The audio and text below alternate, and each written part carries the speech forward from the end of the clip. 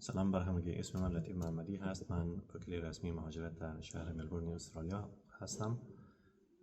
شماره جواز یا شماره لیسانس من هست 2518734.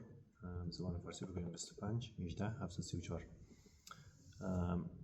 من این ویدیو را امروز می سازم برای اینکه توضیح بدم چه شغلایی چه کارهایی در بخش ساختمان مستحق دریافت ویزاهای شغلی، ویزاهای دائمی شغل در استرالیا هستند.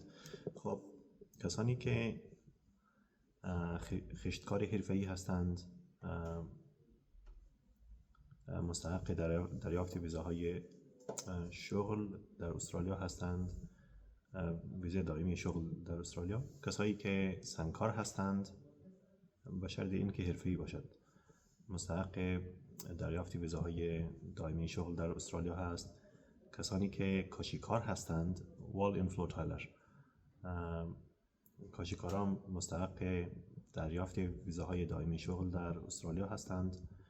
بعد کسانی که پلاسترکار یا رندرکار هست، اینها هم مستحق دریافت ویزاهای شغلی در استرالیا هستند. بعد کسانی که برقکار هستند و مثلا برقکشی ساختمان را میکنند، اینها هم مستحق دریافت ویزاهای شغلی در استرالیا هست.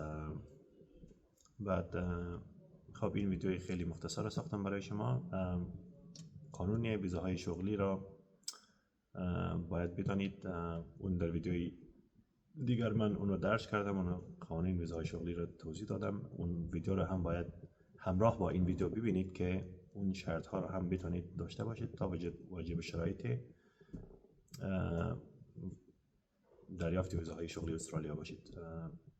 اگر میخواهید من برای شما مشاوره بدم، اگر میخواهید من کار شما رو پیش برم، برای شما درخواست ویزا درس کنم، میتوانید با من در تماس بشید.